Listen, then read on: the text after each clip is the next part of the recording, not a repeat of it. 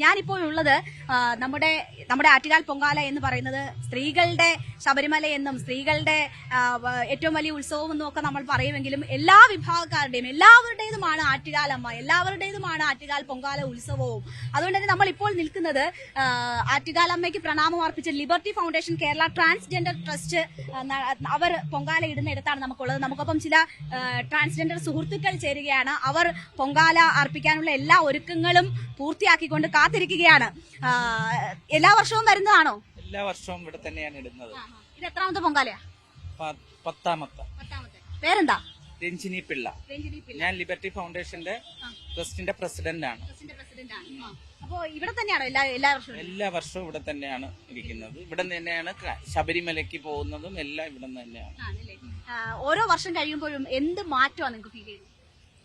നമുക്ക് പൊതുസമൂഹത്തിൽ നമ്മളും എല്ലാവരെയും പോലെ ജീവിക്കാൻ അർഹതപ്പെട്ടവരാണെന്ന് ഓരോ വർഷവും നമ്മൾ ബോധ്യപ്പെടുത്തിക്കൊണ്ടേയിരിക്കുകയാണ്. ബോധ്യപ്പെടുത്താൻ ശ്രമിക്കുകയാണ്. ആ ബോധ്യം അവർക്ക് വരുന്നുണ്ട്. അങ്ങനെ ഒരു വരുന്നുണ്ട്. ആദ്യകാലങ്ങളിലൊക്കെ അത്ഭുതമായിട്ടൊക്കെ നോക്കിക്കൊണ്ടുപോകും. ഇപ്പൊ അങ്ങനെയൊന്നുമില്ല.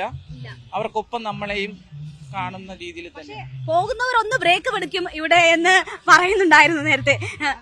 അല്ല, പോകുന്നവർക്ക് ഒന്നാമത്തെ ഒരു ക്യൂരിയോസിറ്റി എന്താണ് ഇവരെന്നുള്ള ഒരു കൂടുതലായിട്ട് അറിവ് അവർക്കില്ല. ഒന്നാമത്തത്. രണ്ടാമത് ഇവർക്കും ഇങ്ങനെ പൊങ്കാല ഇടാൻ പറ്റുമോ എന്നുള്ള ഒരു മിക്കവാറും ഗ്രാമത്തിലുള്ളവരൊക്കെ ആയിരിക്കും ഈ പൊങ്കാല അർപ്പിക്കാനായിട്ട് വരുന്നത് കൂടുതൽ. അപ്പോൾ അവർക്കാണ് കൂടുതൽ വിസിബിൾ ഇല്ലാത്തത് കൊണ്ടായിരിക്കും, കുറച്ചുകൂടെ അവയർനെസ് ഇല്ലാത്തതുകൊണ്ടായിരിക്കും അവർക്ക് ഇങ്ങനെ ഒരു സ്റ്റക്കായിട്ട് നിന്ന് ഞങ്ങൾ കുറേ നേരം നോക്കിയിട്ട് പോകുന്നത്. അപ്പോൾ എന്താണെന്നുള്ള ഒരു സംശയം ഞങ്ങൾക്ക് കുഴപ്പമില്ല. പക്ഷെ അവർ കുറച്ചുകൂടെ അവയർനെസ് ആവും. അവർ കുറച്ചുകൂടെ എല്ലാവർക്കും ഈ ഗ്രാമങ്ങളിലൊക്കെയും ഇങ്ങനെ ട്രാൻസ്ജെൻഡേഴ്സ് ഉണ്ടെന്നുള്ള ഒരു വിസിബിലിറ്റി അവർക്ക് മനസ്സിലാക്കാൻ പറ്റും. അപ്പോൾ അതുകൊണ്ട് ഞങ്ങൾക്ക് വളരെ സന്തോഷമാണ്. പക്ഷെ ഞങ്ങൾ വളരെ എൻജോയ് ചെയ്താണ് അവരോട് സംസാരിച്ചൊക്കെ ഞങ്ങൾ കൗതുകത്തോടെ വന്ന് സംസാരിക്കുന്നവരുണ്ട്. തീർച്ചയായിട്ടും കൗതുകത്തോടെ നിന്ന് സംസാരിക്കുന്ന ആൾക്കാരെന്ന് വെച്ചാൽ എന്താണ് ഒരു മെയിലാണോ ഫീമെയിലാണോ അങ്ങനെ ചിന്തിച്ച് ചോദിക്കുന്നൊരു പരസ്പരം അങ്ങോട്ട് പറഞ്ഞു പോകുന്നത് ഞങ്ങൾ കേൾക്കുമ്പോൾ അവരെ വിളിച്ച് നമ്മളത് ബോധ്യപ്പെടുത്തിയിട്ട് അവരെ അയക്കുന്നത് തന്നെ. അപ്പോൾ ആ ഒരു വിസിബിലിറ്റി ഞങ്ങൾക്ക് കിട്ടുമല്ലോ എന്നുള്ള രീതിയിൽ കൂടെയാണ് പൊങ്കാല ഞങ്ങൾ ഈ ദേവിയുടെ മുമ്പിൽ. ഞാൻ 10 വർഷം കൊണ്ട് പൊങ്കാല ഇടുന്നുണ്ട്. അമ്മയുടെ അടുത്ത് എന്തെങ്കിലും ആഗ്രഹ സഫലീകരണമൊക്കെയാണോ? പലരും പല ആഗ്രഹ സഫലീകരണത്തിനായിട്ടൊക്കെയാണ് ഇടുന്നത്. അങ്ങനെ എന്തെങ്കിലും പറഞ്ഞിട്ടാണോ? അല്ല, ഞങ്ങളെ സംബന്ധിച്ചിടത്തോളം ഞങ്ങൾ കുട്ടിക്കാലത്തൊക്കെ ഒരുപാട് ആഗ്രഹിച്ചതാണ്. ഇത്തരത്തിൽ വീട്ടിൽ നിന്ന് അമ്മയൊക്കെ പൊങ്കാലിടാൻ പോകുന്ന സമയത്ത് ഞങ്ങൾ ഭയങ്കര ആഗ്രഹമായിരുന്നു. ഞങ്ങൾക്ക് ആ ഒരു സ്ത്രീ മനസ്സിൽ നിന്നുകൊണ്ട് ആ സ്ത്രീകളെ പോലെ ആ സ്ത്രീകളുടെ ശബരിമല എന്നറിയപ്പെടുന്ന ഇവിടെ വന്ന് ഞങ്ങൾക്ക് പൊങ്കാലയൊക്കെ അർപ്പിക്കണമെന്ന് ആഗ്രഹമുണ്ടായിരുന്നു. പക്ഷെ അത് സാധിക്കാതെ പോയി. അപ്പോൾ ഇപ്പോൾ മനസ്സിനകത്ത് വേറെ ഒരു ആഗ്രഹങ്ങളെല്ലാം ഉണ്ടെങ്കിൽ തന്നെയും അതെല്ലാം ദേവിയോട് സമർപ്പിച്ചിട്ടാണ് ഞങ്ങളുടേതായ ഒരു രീതിക്ക് പൊങ്കാല ഇടാനായിട്ട് വരുന്നത്. പ്രത്യേകിച്ച് അതിനുള്ള ഒരു നേർച്ചകളൊന്നുമില്ല. ഉള്ളവരുണ്ട്. ഞാനിപ്പോൾ എക്സാമ്പിൾ എൻ്റെ കാര്യം പറഞ്ഞത്, നേർച്ചകളുള്ള ഒരുപാട് വിശ്വാസമുള്ള ആൾക്കാരുണ്ട്.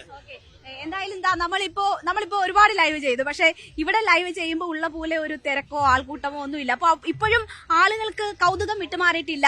പക്ഷെ മുൻപൊക്കെ നിങ്ങൾക്ക് പല ദുരനുഭവങ്ങളും നേരിടേണ്ടി വന്നിട്ടുണ്ട് അല്ലേ? ഇപ്പോ അതിൽ നിന്നൊക്കെ ഒരു മാറ്റമില്ലേ? തീർച്ചയായിട്ടും അതിൽ നിന്ന് നല്ലൊരു മാറ്റം ഉണ്ടായിട്ടുണ്ട്. സമൂഹത്തിൽ നമുക്ക് ആറ്റുകാലമ്മയുടെ മുമ്പിൽ പൊങ്കാലിടാനുള്ള മറ്റുള്ള ജനങ്ങളെ പോലെ അവരെങ്ങനെയാണോ ആറ്റുകാലമ്മയ്ക്ക് പൊങ്കാല സമർപ്പിക്കുന്നത് അതുപോലെ നമുക്ക് ഇടാനുള്ള ആ ഒരു അവകാശവും ആ ഒരു ഇതും നമുക്കിപ്പോൾ കിട്ടുന്നുണ്ട്. എന്താണ് ആഗ്രഹം? ചിലര് മനസ്സിൽ വെച്ചുകൊണ്ടാണ് പൊങ്കാല ഇടുന്നതെന്ന് പറഞ്ഞിട്ട് ഇയാളെയാണ് നോക്കിയത്. തീർച്ചയായിട്ടും എന്റെ സർജറിയുടെ ആവശ്യങ്ങളെല്ലാം ഞാൻ ആറ്റുകാലമ്മയോട് പ്രാർത്ഥിച്ചിട്ടുണ്ടായിരുന്നു. അതെല്ലാം സക്സസ്ഫുൾ ആയിട്ട് നടന്നിട്ടുണ്ട്. ഇതുവരെയും ഒരു പ്രശ്നമില്ലാതെ ആറ്റുകാലമ്മ 4 വർഷം കൊണ്ട് ഞാൻ പൊങ്കാല ഇടുന്നുണ്ട്. അത് വളരെ സന്തോഷപൂർവ്വമായിട്ട്. ഇല്ല, ഫുൾ സർജറിയും കഴിഞ്ഞായിരുന്നു. ഒരു ആറ്റുകാലമ്മയുടെ സഹായം കൊണ്ട് ഒരു പ്രശ്നം ഇതുവരെ ഇല്ല. അമ്മയുടെ അനുഗ്രഹം ഉണ്ടെന്ന് മനസ്സിൽ എപ്പോഴും അമ്മയുടെ ഒരു അനുഗ്രഹം ഉള്ളതായിട്ട്.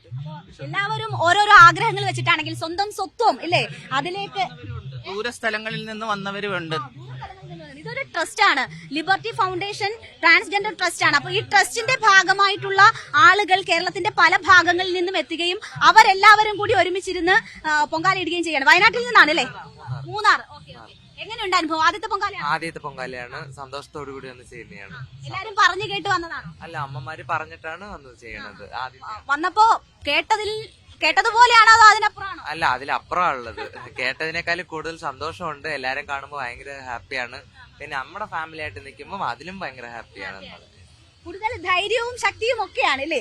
പ്രത്യേകിച്ച് ആറ്റുകാലമ്മയുടെ സന്നിധിയിലാകുമ്പോ. എവിടെ നിന്നാ വരുന്നേ? എറണാകുളം. ആദ്യത്തെ പൊങ്കാലയാണോ? ആദ്യത്തെ പൊങ്കാല എന്താ ആഗ്രഹ പൂർത്തീകരണത്തിനായിട്ടാണ് ഇന്നത്തെ പൊങ്കാല? സർജറിയുടെ ഇതിന്റെ സർജറി സർജറി തന്നെയാണല്ലേ? ഇതിൽ എനിക്ക് തോന്നുന്നു പ്രധാനപ്പെട്ട ആളുകളുടെ ആഗ്രഹം അവരുടെ സർജറി, ആരോഗ്യ പ്രശ്നങ്ങൾ അതൊക്കെ ഒന്ന് പൂർത്തീകരിക്കണം, അതിന് അമ്മയുടെ അനുഗ്രഹം തേടണം എന്നുള്ളതാണ് അവർ ആഗ്രഹിക്കുന്നതെന്ന് തോന്നുന്നു. എവിടെ നിന്നാ എത്തുന്നേ? മൂന്നാറിന്ന്. നോക്കൂ, പലതരത്തിൽ പല വിധത്തിലൊക്കെ ഒരുങ്ങി എത്തിയവരുണ്ട്. പക്ഷെ ഒരുക്കം അതിന്റെ പൂർണ്ണതയിൽ നമ്മൾ കാണുന്നത് എവിടെയാണ്? അത്രമാത്രം സുന്ദരിമാരായിട്ടാണ് ഇവര് ഫ്രെയിമിൽ നമുക്ക് കാണിക്കാൻ പറ്റുന്നത്. മൂന്നാറിൽ നിന്ന് ആദ്യത്തെ തവണയാണ് എത്തുന്നത്? ആദ്യത്താണ്. നേർച്ചയാണോ? നേർച്ച ഫാമിലി ഒക്കെ കൂടെ ആയിട്ട് വന്നപ്പോ ഞങ്ങളുടെ ഫാമിലി ഒക്കെ ആയിട്ട് ഒരുമിച്ച് വന്നപ്പോ എല്ലാവരും വന്നതാ. എന്ന് വന്നു? ഇന്നലെ വന്നു. എന്നാ പോന്നെ? ഇന്ന് തന്നെ പോവോ? ഞങ്ങൾ നാളെ പോകും. നാളെ പോകും. എല്ലാ ഒരുക്കവും കഴിഞ്ഞു ഇല്ലേ? ഇനി തീ അങ്ങോട്ട് പടർന്നാ മതി. മതി. എവിടെ? മൂന്നാറിൽ തന്നെ? മൂന്നാറിൽ തന്നെ. എന്താ സർജറി ഒക്കെ കഴിഞ്ഞിരുന്നോ? ഇല്ല കഴിഞ്ഞിട്ടില്ല. അപ്പൊ അത് തന്നെയാണോ? അതെ അത് തന്നെയാണ് പറയാനുള്ളത്. അമ്മയുടെ മക്കൾ അതാ കൂടുതൽ പേര്.